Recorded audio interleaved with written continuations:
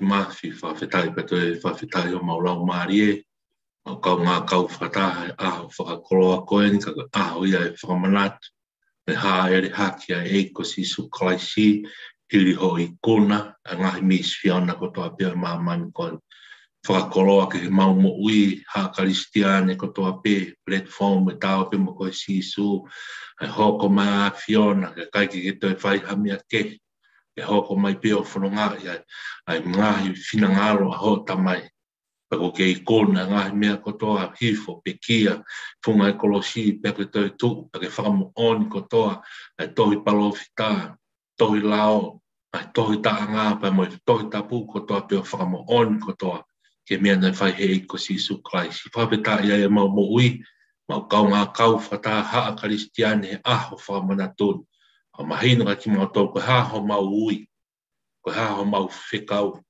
ko haa e whikau e tua pre lolu haa e hake o wafi maa o wa maa ki mau tau tāwe ki nei ki akoto i tāpu a koen haa e wholofola mau tala noa ki ai whakaofongi ki mau tau mau whakamatu unga he mau mo ui whakamakalohi e mau lau maari e ko ngā ke whakamahino ki mau tau mahu inga e haa e hake e ko si suklaisi whai ai e mau whakalau roto me taimi ke mau au sia i tāne tu mau whanonga ki ai wa whao si suklaisi ka mau whamo ui e meni kore peke u whanga i pehe ngahi whakatapu ko toa pe tau a whakiat me tau platform me tau pe makoi si su me tau ngahi polo kalama haka toi tapu a tā e whenga maari e ko nige whakamonua i peho tau ngahi koloa koe koloa ni maa ki tau tau ai whenga maari e mo ui ki tau ki whanongoa e ne wholofola ai whenga maari e mo ui ki tau unu mai o ako pe mene toi tapu whakaloto lahi a maa ki tau tau koe ngā koe pirikimi tau whaihi me i taimi e tau au sia i tāne ti tau whanonga ki ai.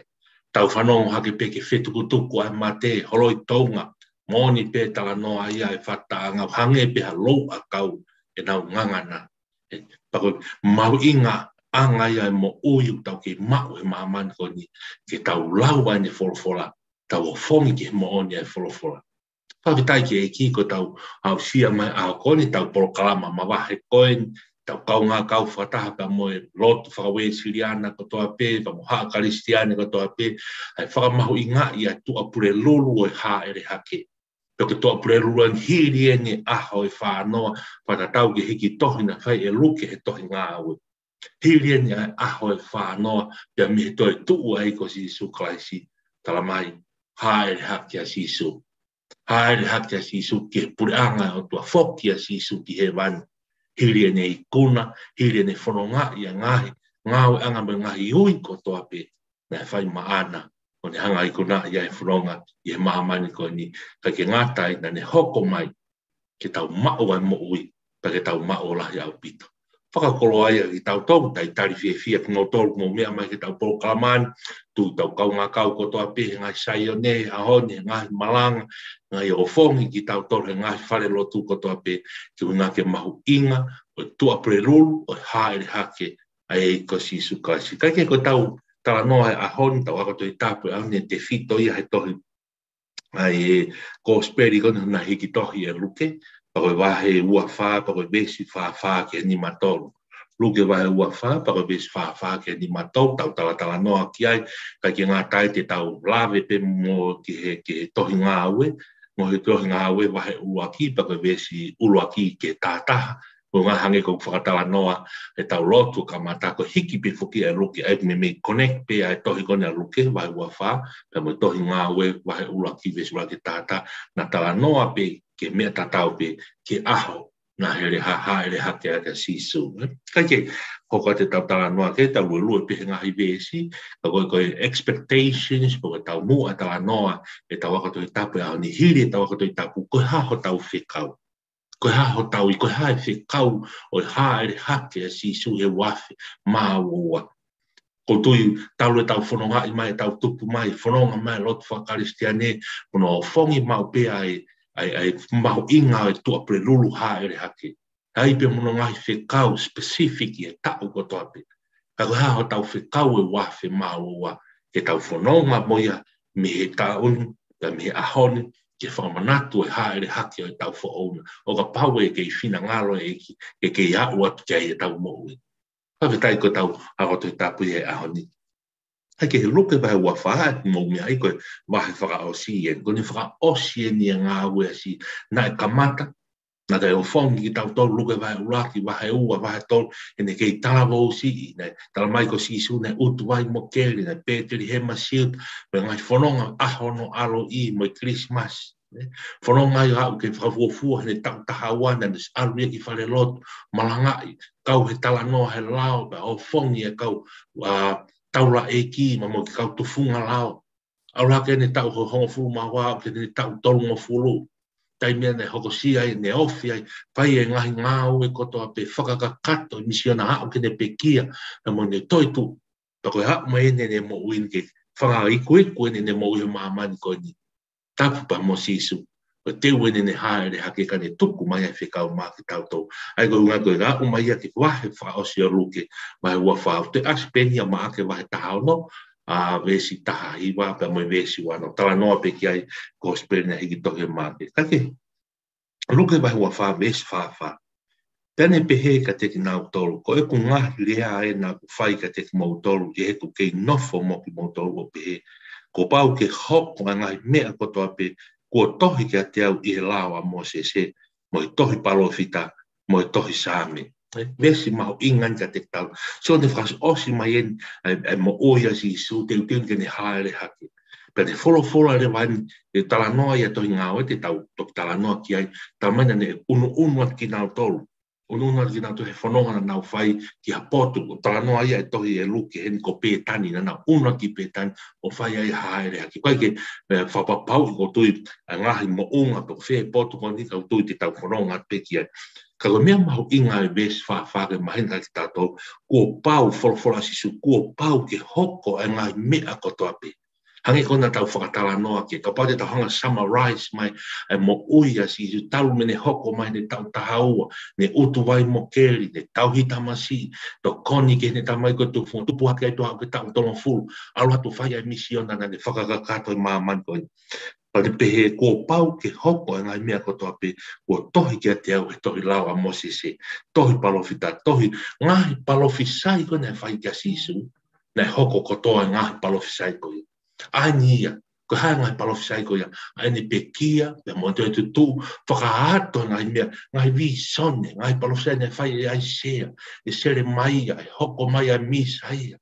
E hako se e rito ko e huri me hako e hoko mai ke tala noa ka ai sia te ne hoko mai ke tuku no tua ke kau tā ono kawa ke kau fus kawa ko se wā niti whare nganga mama ko piri nisi o me mo ngahi palofisai ko toa pe e hoko ho tau vete ange me tau nofo po pula nofo e whakau kau e ko uhinga ka kōresi e whakau mo tua tala noa ai sia e hoko mai koe misa ia, ke ne taki a nofo po pula ka kai isi leri, poka ka kai isi utami nofo pāpiro. Ia ne hoko pe ia.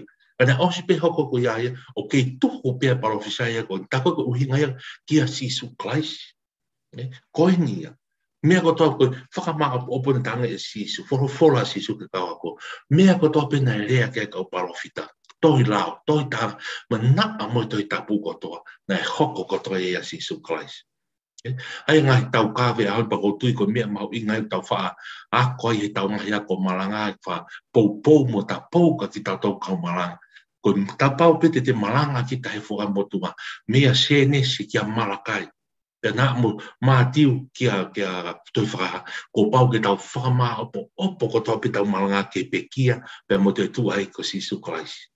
Ka kai ki lave te malanga ko tui heka ke ka kato ia.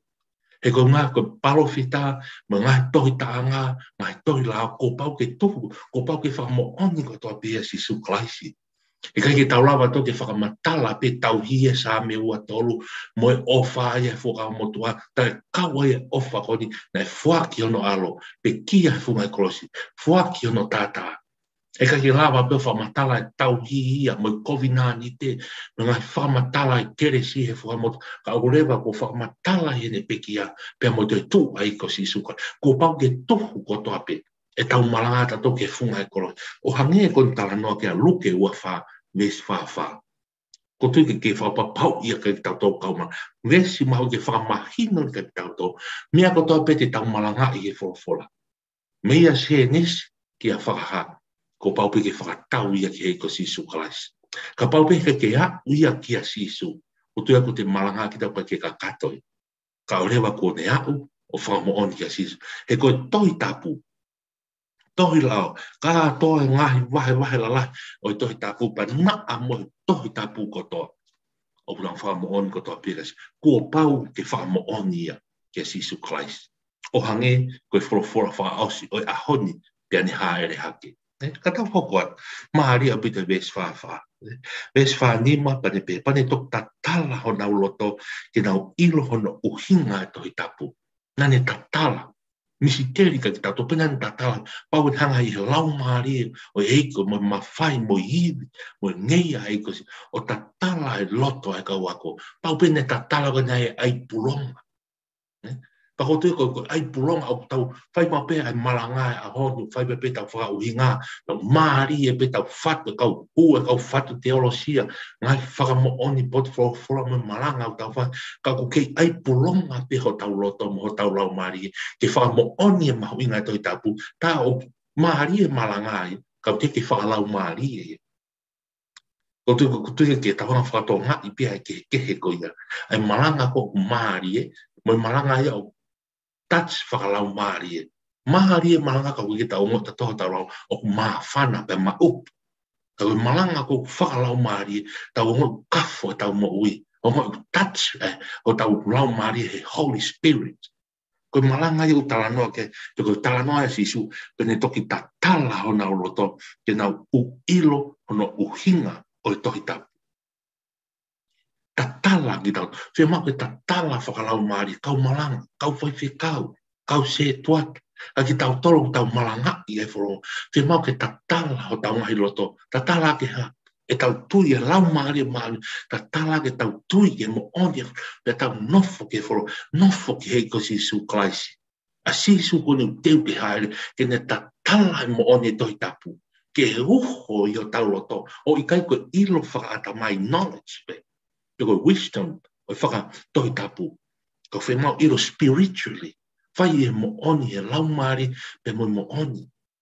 We're dealing with ngā aue kon pa mo maranga e whora. We not deal with our knowledge and our mindset. O hange ko ke he ai a maman e ngahi lotu ke he. Whaka uhinga i e tohi tapu o tua ai a whaunga e pike o tua e tolu. Ngā koe haa mai knowledge. Scientifically. Ko mea ke he ai. Whai mawa ke whakauhinga e tolu ia e o tua e tolu taha e o tua e whukawa e wholowhola. Spiritually ko tolu ia ka koe taha pe ia. Ka ke ko mea ko uhinga ko whakatala noi wesi whani mā pe he si pane tatala ka te kita. Whaamu ke tatala ke tau ongo i ki tau tolu kau malanga kau ngā karistiani a koe ke mea mai mea pe. Ke mo oni e tau malanga i e whoro. O kai koe ilo pe he knowledge mo wisdom. But he feel it with the Holy Spirit. Mo tau lau maari e. E tatala ia mo oni e tohi tapu. Kia te tau tau hei kosi. Pa te tau malanga i o whai me lau maari e. E touch whakalau maari e. E malanga i whaka knowledge, wisdom, materialistically. I ho tau ata mai. E touch whakakakano pe. Tau sila tau me toi tau koe kakano i pe ke au. Ke hano o aonga tai whakalau maari. Aonga piha i lo tau maari i ai pa tau o talanoa whai kawa pa tau o talanoa hange te whakafurau te ilo ki ai.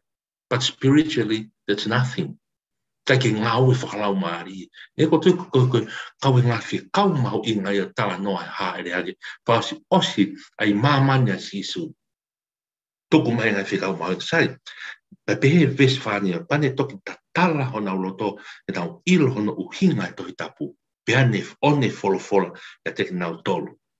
Nane pehe hono tohi, e whiia e misaia, pa tene toi tuu me pekia i aho e tolu, pe malanga aki, i hono hingoa, ai whakatomala mo, whakamore more, angaraki ka kaiko toa pe, o ka mata me Jerusalema.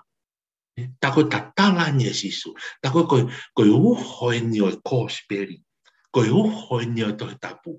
Koe maho ingane. Hange koe whamatala e vesi whawha. Ta koe whakamo oni ko toa ni e tohi tapu. Ai tohi lawa Mosese, tohi palo fita, tohi sāme. Kono tatala ni e Sisu. Kono maho inga kotoa o e tohi tapu.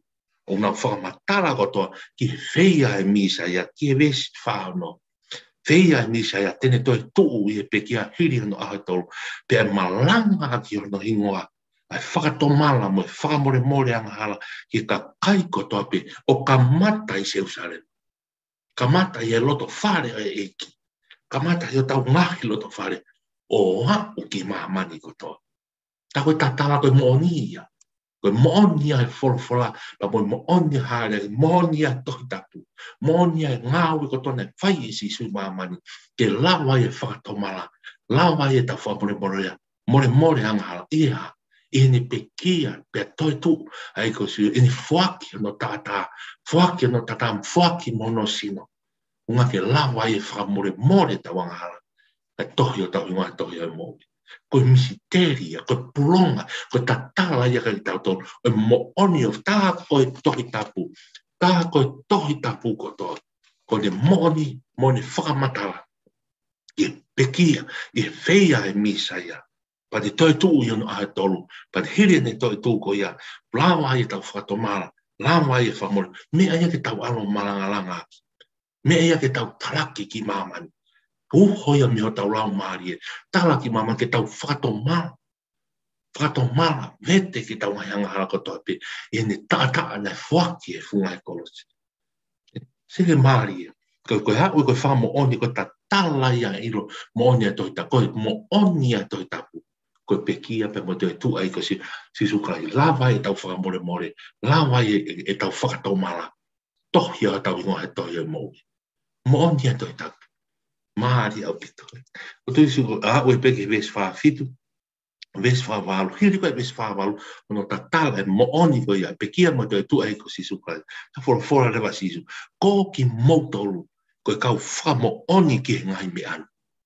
Tala no an ke kau ako mata peko kau ako pena si tu wai mo si ka kai ke mana tu ma peko kau mui kau ako ke sisu. Nai pe me ka kai ke he nai kau fin. Na muy pe mo na tol ki e ko sisu kai su ka ke ne haere ake for ma sisu pa ko ki mo tol ko ka fa mo oni ki nga me an mo tol wi ko ka fa mo oni me ko to apena muy talu ta fononga mai ka wako ha o ke funga e kolosi ha o ke ha holo ki riene a ho fa no me to tu ko ki mo tol wi mo funga for fa oskol pa te mo ko ka fa mo oni ma ki fa mo oni ma asisu ki ngahi me ani kotoa maari ke tau to hokot ke to ngau te hanga luke o to rephrase o to tala no fa ki mes faiwa pe ko au en o ko tuku atu tala ofa e ku e ki ka te moto pe ko ki moto te mo no fo I kolo ka o ke fa kofu aki moto ka malo hi me onu riso ne tala no ane si su ke mau lau mare hifo a lau mare mano ni whaka kolo aki tau whaka kofu aki lau mare mano kuna ke na wo talaki e for hanu tala no ia e tohi ngā aue tala no ia e tohi ngā aue pa koe ngā aue wahe we ulo aki pa koe vesi walu au tuku tau mea i ho eki koe mea ko tohi kalisti al mahen mo ki tau tolu. Tala noa vesi whahiwa koni, whakakofu aki mo te mo nofo I kolo, tau nofo ne loki orunga, whakakofu aki mo tolu, ka mālohi meo, ko hifo ia lau mare mano, whakamālohi aki na tolu, e na woki mamani hoko koe kau whamo. Tala noa ia e loke pe ia ngāwe wahe raki, pa koe vesi wa lupe he. Ka te mo mako pia mālohi. O ka hifo a lau mare mano, ka teki mo tolu, pa te mo hoko koe kau whamo oni, te mo hoko koe ku kau whamo oni. Whamon masis, o hange ko tala noa pe ki alu. Kau whamon o I kai Jerusalem ape, ka I Siudea, mo Samaria io, o au ke ngata anga mamani. Ia hifu ia lau mare ma. Patonga ki whetau laki, amana ken ki haere haka sisu, ne whaki mai, tanda tala noa pe ki mohe ngahi, vesi, he ngahi wahi, mua ta tau kotoa ngahi whatu kosperi, ne tala noa pe ki no whaki ia lau mare ma, ne hifu ia lau mare, ko whetongi a sisu.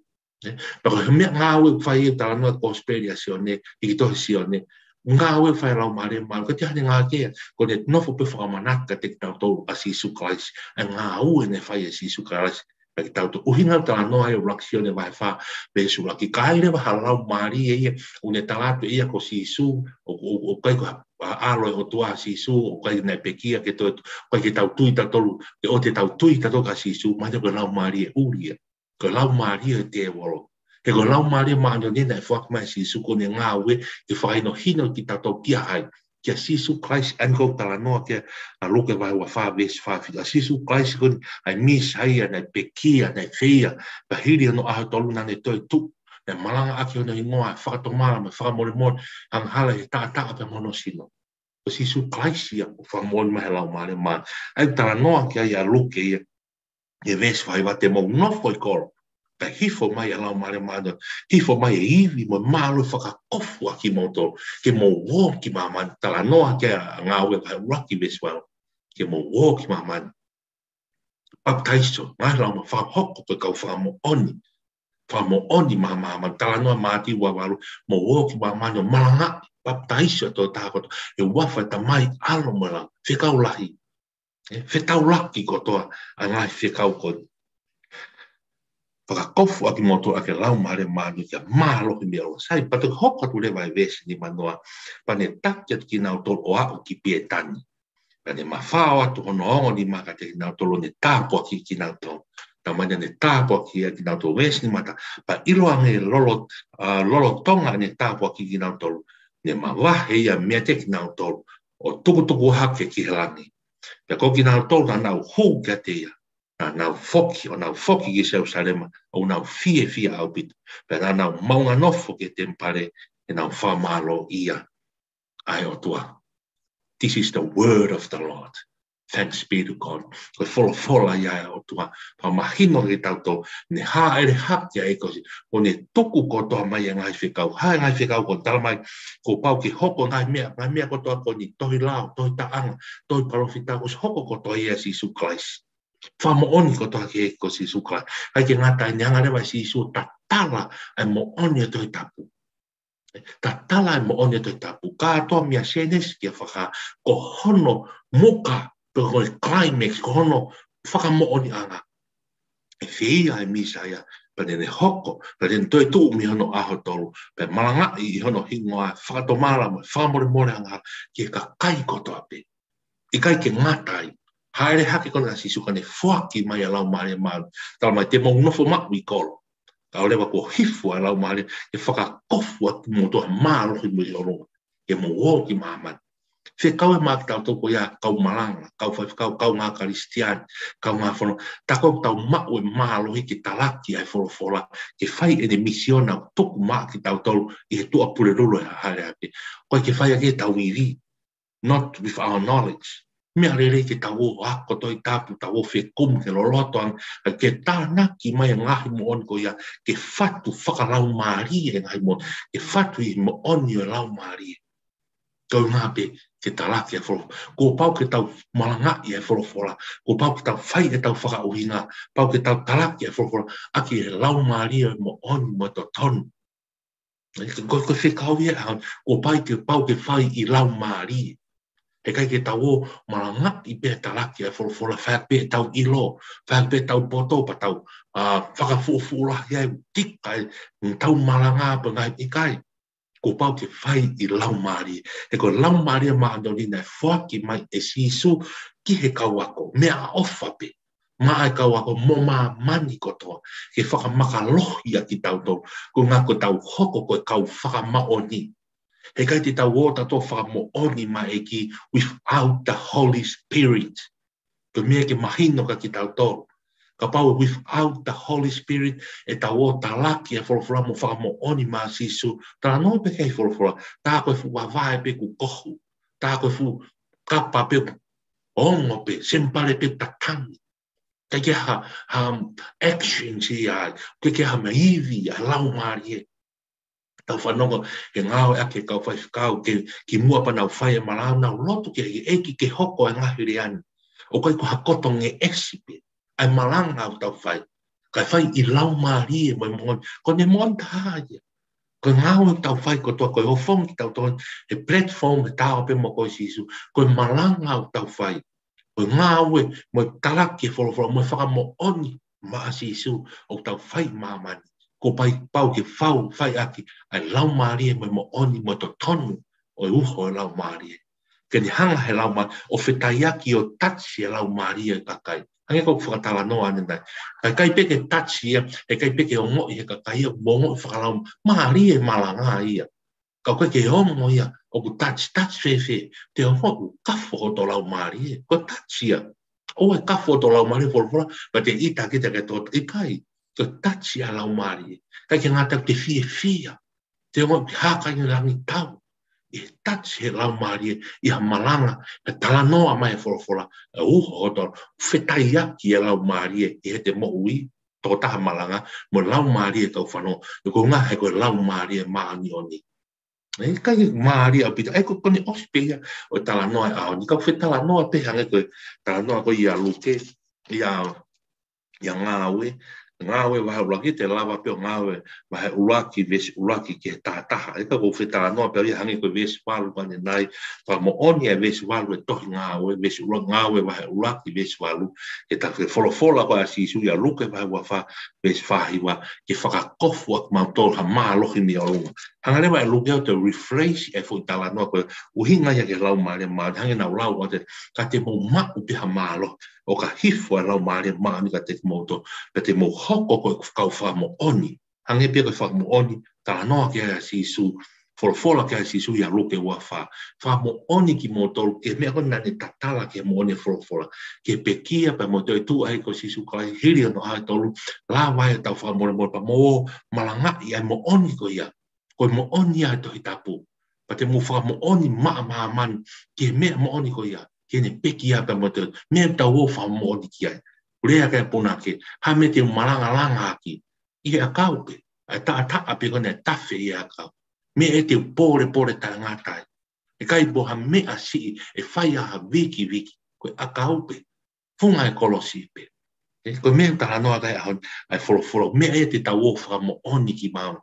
Kai ke tau to wha mo oni ki maama ni atu e taha noa ha mea ke, mea rerei pe, i loia kau palo, fita kau apostolo mo ngā, vete whaka uhinga ngai, taha noa historia, mea koto moni koto api. Ka koe mahu ingat mea tau wha mo oni, ke wha mo oni a pe kia, pe mo toi tua hei ko si sukalasi, lava e tau wha mo ni tui ki ai, wha mo oni ki ai. Whamore more tau ngai anga, i kai te ngata, fōho tau ko futanga noa kia toi whaka, i e taa rami. E ko i nau tolpe ku fōho nau ko fu e taa rami. Ko ki nau tolpe i e tohi o nau hingoa e tohi mou. Ko ki nau tolpe te tau mamata ki he. Ko whamu oni ko toa i e wholofola e ahoni. Kai ki hangai koe whakatala noa ko i a ngā ue wahe uluaki, pa koe vesi ulaki ke tātaha. O se pe he vesi i a ngā ue wahe ulaki pa koe vesi wapa. Ka ene wholofola pe he lora tonga e nau si o fia ia, na ave ia ki o. Ka eko whamanutui hau whakatala noa, koe luke pe, nane te hiki tohi a ngā ue. Te hampe luke te whakamata o te ki hange te momo iki ane whakamahino ki tatole fo iveni na e hoko. Ka ene wholofola pe he lora tonga e nau si o fia ia, na ave ki o lunga. Pa te kilala hake ia i ao whakapuri me te kinau tolu. Pe nau mausi o whakamamao ke rangi, lolotonga ne ha ere tā o ku tuu mai ka te kinau tolu haonga tangata ko whine ina. Ai ku make hen hanga e luke ia he tohi ngā oi o tā naki mai e. Tanau, o hake koa sisu, lava e ngahi whekau, lava e ngahi iui koni pe ngahi pore, e me ngahi whekau ko tuku mai he ha ere hake a sisu. Panau mamata he ko tuku mai haonga tangata e toko ua. Ai ku hanga e luke o te e tohi ngā ue, o te tala noa i ki a ua te whitala noa koe. Tāo ku tuu mai ki nau tolu hao tangata ko white hina. Wes tātā, pe nāna pe he, ai tūnga mātua kārere, koe hao mō tuu ai o sio pe he ki rangi. Koe sisu koe aia ko o hake me te ki mō tolu ki rangi, tene toi hao, pe e hange tofu pe honoanga mo ne ha ere ki rangi. Ko mo mamata ki ai. Osio pa te hoka te pepes tahai wai pa nau foki ki Jerusalem, me mo unga o ui ko ori, ego mo unga ui ko ori le whakamahino ai tau tolu, mo unga ia ne whai ai haere haki asi. Pa nau foki me mo unga o ui ko ori le ai a uofi Jerusalem, mo fua ke aru ki ai e sāpate. Kaike, toki hoko te tala noa ia, ai tohi koe tala te wene tohi ngā ue ia, ka mata ia i haere hake a sisu. Pia maurau maare maanu o ne whaki kaua ko panau. Tohi ngā ue, ko tau mō vete atu Jerusalem ma siutea, alu ko toa malanga ia ko speri. Hangi to mō mea ai, E ngahi fonga ke ufanga e whakatapu e ngahi mate anga si kawako, na e kirisiua, na e totu, na e haha ngahi whakamamahi kotoa pe, na nau anu talaki wholofola, koe pulo pula ia e lotu ki mamani katoa. E ngāwe koni, e ngāwe ia e hare hake, e ngāwe lau mare maani oni, e ngahi talatala i whare, koe mau lau mare maani oni e eiko si Isu Kraisi, maa kawako, na nau wō ki mamani, o whakamoni maa si Isu. Se hangi pako talanoa whakaosi o hare hake, e wholofola kone, talanoa kone whai he ongo tangata, mata peko e onga angeo. E ko hame mo mosi o, ko hare hake kone a si Isu kone, ko pau peke ne toi whoki mai. Pea tene toi whoki mai te, i e whongata tau pe. Ene, haa kone ne hare hake, e pehepe, e ne toi hare hifu. A hangi ko mo mea i, talanoa kia toi, tene hoko mai, ko tui whakamau lahi. E whakamau e mamani. Aia koe foi palofi sai pe ta whamo oni pe e taha toi tapu o ku toe i he toi tapu. Ai aho koia o haere hifo a sisu ke whamau a mamani. Whamahino e ka ki tau tolu i he aho e haere hasi. Sai koe lawa ia e ki wholofola a hod. Pako tau tūtaha mui e tohi wahe a luke, wahe ua wha, vesi wha ke di matolu, pako hiki mai ke tohi ngā ue, wahe ulaki, vesi ulaki ke vesi taha. Whakamo oni koto e ngahi i veni na e hoko to toni aoni. Pako tui, koe whekau ia aoni ia. O kai ke tau ilo pe ki haere hake, mono mo ka koe haho tau whekau. O hange koe ne whakatala noa ki ate nai. Koe haho tau whekau. Whekau e aoni koto ke mea i pe. O ke mea me pe me loto a me apina. Peko whiha potu ke ai. O slave atu pe whekau whakafo i tui ka te koe. Iai e whekau ki ate. Kako whekau ni ki ate au whamu wahe. Ka te tako whekau maa ki tau tore haere hake. Ke tau wō ki maman. Ke tau hoko koe kau whamo oni maa kalaisi. Ke tau wō ki maman o papi taiso ke toko taha koto ape. A ke huafa tamai alo mo lau maare pānu. Pea koe tau wōko ki mamani koe e whai ai lau maarie mo oni, mo to tonu, e tau malanga i e wholofola. Hoko e wholofola a honi pa aho whakamana tuni ka ki tau platform e tau pe mo koe sisu, whai e tau wako malanga, whai e tau wako toi tapu, ngahi wahe wholofola, ngahi mea ko toa pe tau whahoko, ke whai ai he lau maarie maoni oni. Ka i kai ha lau maarie maoni oni, hangi koe maalohi e tau wako oni. Tā koe koto lau whānoa pe tau malanga, mo tau ngawe o ka pau whai whaka wisdom pe, whai a pe knowledge, whai a pe whakamaterie pe, koloa pe ke lava, koloa pe ke whakakakato, koloa pe ke lava atu e malanga pe aus heiro pe ka pau te tau taria, wholofola pe kai. Koe lau maaria o tua, whia mau ke tau o maalohi ai, pe tau o ki mamani, ke tau hoko koe whakamooni maa kalaisi. Tā koe whihu ia maa au he ahoni, ko ke hoko nai koe whakamooni maa kalaisi. Ko hoko nai koe whakapo oni makalaisi. Pe ko whea pe koe tō taha ko koe ke malanga, pe koe ke whai whekau, tō taha ko koe manako koe karistiane, koe whakapapau i ho moui, o koe whakamo oni makalaisi. Whakamo oni whewhe. Aki whakamahino ka te au, o ko mau lau maare, mau lau maani oni whewhe. Ia taimu te whakawhi i a sisu ke te moui, te tari a sisu ke he te moui, te tari e mo, ko tari o sisu mana tui, ko tari e wholofola, tari e mo one toi tapu, kai ko tari a sisu, ko lea pei tua whakatua, sino pe tau tuu pe o lui pa tau tari kai, ko tari a sisu, ko lau e wholofola pe whanongai, mo ui aki, akai, fōwai, plea pe ki ai wholofola. Aka e mo, paka te mo ui ko e tupu laki e kita, pa te hongo feel the Holy Spirit i he te mo ui. Ko ngai taimi ku te laua e wholofola, te nofo, ko te lau pe kita e wholofola, aho te hongo pe kita pasanga sanga, te hongo pe kita e ke kakato e hala whanonga. Pe hua noi o ka pau pe ke te lau kita wholofola, tau te whika ki tau tolu, kau se tua ta kau malanga. Hanganak pe tato he inu kawa me ngai la fai he ngai fatongia ngai langa fare me ngai fua ka venga se ka pe lau ha folo ta ko kotongi esi pe te me ngau e te mo ui a te mo ui a kristiane lau wa folo talanoa ke a iske talanoa ke a isia ser mai ta fikau ki na to ke kai a words u fanga fakatapu u nga ke lau heria ki ono lau e folo tupu laki e mo onia lau mari ko e mo onia lau pa te ta ko le ko fanga mo on hare me fanga mo i ho malanga Vai ko ke ngata pi tu malanga. Vai ki ko nga fononga. O ka ki tau tone kau taha kon tau o ki uta. Hua tala no fa mo oni makalaisi ai. Vai for. Tau o ki fare hanga si ngai fa e. Tau o vai ne for. Fa fio i mo ka kai lotu. Fa vai fe ha po tau tori muri ni tau o nga ma hata. Te tala no vai fa mo oni makalaisi. Ko to tau ke fa mo oni makalaisi. Ka ua hoko ngai au hange hoko tala no ha for mo tala no ha me lele ia hange fa alo mai e fio anga fai kawa. Ko mea whai ai katai mo whaka wō e tani he hua ko. Mea tala no, pia toki maa, pia toki fie ai e matanga i ngā tano a me ngā whiohi anga. Ako tala no pia mo oni e wha mo oni ma sisu kai ke whi interest ya tahai. Ko whi kau e haere hake ke ta hoko ko wha mo oni ma kalaisi. Pia ko pau pe hange ko tala no ai kau, pau ke ano ngai matapata kau. Pau ke e tau kai i ki tau tolu he social media, he tau tua wha mo oni ke mo oni e toi tapu. E tau kai i ki tau tolu, ka hange ko rea e whorofora, o ka pau ka tau kai i ki tau tolu, ko ngā ko tau maranga i ai ko sisukrai, tau kawe i ai tui totonu. Taha tonu ki tau fie ki tau tolu, he tohi ai ho tau hingoa, i he tohi o moui. Ka whitai ke i ko tui whaka ua te whorofora a hakoen, te unga anoa pe tau ki ara toi tapu mo tau wahe ahon, aha, ue mo oni e whorofora haere hake, ke tau hoko ko kau whamo oni.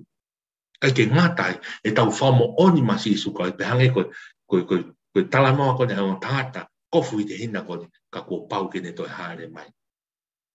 Kai ke ngatai tau whamo oni masi isu, kau hoko e haere hake, toi tuua e tau hope, mo tau whakatu ameri anga, mo tau amanaki anga, ko pau ke toi haere masi isu. Au tala noa besi, ko mea kotoa pe kurea ke a whorofora, ko pau ke hoko. Ka ko hoko kotoa mahinoi, e koe whorofora mo ko lea whaawha, ko lea ia kuwau, koe fuunga mo ia maa ki tau tō. Ko tau hoko, e tau whakatua mirea manaki anga, o haere hake, ko pau pe ke te toi haere hifo, ke whamau. Pa ko tau teu lau maari e, ngai lea kai puna, tau teu lau maari e, nā ko mawe ai fi tau pite, maranata, ko hoko mai ahau. Ko ia, don't waste our time he mahamani he ngai ahon. Ke tau toi hela he whakawhi kiki he politikare, whakahela whakawhi kiki he mooni, whakawhi kiki he toton ikai, tau teu lau maari e. Whamo oni masisu. Whenga ke ngāu he rere, ke whamo oni masisu, he ha ere hifua sisu o eke atu. Koe ha ho ngāu e nai whai. Koe ha e mea nai whikau, nai ke whai e whikau e ha ere hake ke whamo oni ma kalaisi. Na ke whamo oni ma sisu ki mamani. He koe nau tolu pe whamo oni ma sisu. He maulau maare maani oni ke pekia pe mo toi tu e o ki nau tolu pe ai tohi o nau hingoa he tohi o mou. Ka hange kulea kai apostol, te tau te kaila eiki. Ko mau tolu na mau malanga pa palofi sama eiki mou alu, e kai keu iro au ki mou tolu. Kai keu iro au ki mou tolu, evil tours. E koe motu koe kau mārua loi, kau tauhi ai tolu. O mea e tong ke whamahino ati tau teu lau mai, oa tau west ahoni, tau fie, whai e tau ki ngāu, tau hio tau ngai whāmi, fuapo tau ngai whatongia, ai whakapapau i au tau hoko koe whakamoa ma kalaisi, tau tui kene pekia pe mone toi tuku, planga e tau moi whai i lau maria pe moi mo on, feel the Holy Spirit, whai ai e tau fua whato, ma whai ai e tau whakanau, ma tau amana ki rau rea kai punake, a whē te maua, a whē te maua ke puranga kone teo, ke aho e toi haere hifo ai a sisu, hiri e ne haere hake, ne hoko ke mau atu ki tau tolu, ke puranga o to. Ato mawhawheta, o whonki mau tolu he haere hake a hon teke toi haere hifo, ke whamaua maman, pia ke mau ki mau tolu ke puranga o to. Kai ke ngātai, ko mau whikau e a honi ke mau wō ki maman, ma wō ki maman o whamo oni ma sisu. Mau whamon te tala ki maman ke tau whato mala, whamone more hanga hala, te kia pa mo te tu, i taata ane re repa i funga kolosi. Ma wō whamo otia, pau e ai hono ngai mata au, ngai hou tu, ai whanonga anga e tau kai ki ka ma wō tu ko whamo oni ma kalaisi maman. E ai aho, te whakahauwhi e lau maari e ko toa pe, ke pureanga to, mau whatonga e ngai ahoni, whinga e te woloke, whakamoreki o mau taimi e ngai, politiki he ngai mau taimi o mamani koni. Ka ko whongi mau tole haare hake, teu lau maari e. Whamooni masi isu. Ngawe masi isu. Nofo masi isu. Moui masi isu. Tō ngā wawe haere e fua sisu. Ke mau ki mau tāpe kina ki nau tolu kotoa pe mea mai au pe. Si ngai tamai, si ngai whae. Ki nau tolu whare maha kina. Brisone, si kaui tō, tamai mat. Ki nau tolu kotoa pe whia mau hala. Hoki tonu si a ngai mamah. Ki nau tolu nau si nofo whare maha kina. Hoko ngai whainga taa ki nau tāpe kina. Kai ke ngā tai mau loto ki maha mani lahi. Ngai tau o whai maamani, mau whanongo hake he talanoa e ongo me teksi si ai whana pe mo si māroa ki whanau koeni e ki toko taha hiwa ua no e tāpue kina pa whamonu si ngai whame grieving family e tāpue kina kau taki lotu koto ape kau whaiwhe kau ki nau tōku marangai whamo oni mā kau tāpue kina karistiane koto maamani koto ngai whe kau e ahoni e mau tūhak whamo oni mā au sisu Pamo oni masisu, pa whaia e mau whanonga, mau inase I tāniti e a whiona. Ta ope mo ko sisu, pa ke taki mau whanonga, ta ope kina ki nau tolu mea mai e ope, mo platform e ta ope mo ko sisu, ua whau sisu Christ ka mau whamo ui. Amen, pa koe keresi e ko sisu Christ mo ofa toke tamai mo whiuhe lau mani maan, e no fo ia ia te mau tolu, platform e ta ope mo ko sisu, fora ko mau talanoa e a hapon, mea hon whaipio ta ngata. Amen. Malo apito, lava tau polo kalama a konti whakawhi e te koe, pau koto kau whao mai ani ke tau platform e tau pe mo koe sisu, subscribe mai ke tau YouTube channel, tau pe mo koe sisu ke keep up to date koe ke tau ngai ako toi tap, ngai ako malanga, ngai gospel music, and also follow mai he tau Instagram e tau pe mo koe sisu, ka mai Facebook, like, and follow mai ke up to date ki tau tolu e ngai koloa mau inga koni ke whakamau inga pa whakamahino ka ki tau tolu te kau e haere hake ke tau hoko koe whakamo oni ma kalaisi e maa mani koni tala monua ke ngai ngā whawhatamia ko toa pe whaosi mahina ko me ka tau wau ke tumu aki pa moe wae wa anga whanonga anga wafe mau ua ke te kāngilangi ia pe asisu pa ke tau mau lau maari maari mo oni mo toton ke tau o hake whaia e ne whina lang ia pe wafa toko taha pe e ko sisu Christ. O whalahi at ka te mo tolu, malo apito mo mea mai, mo mea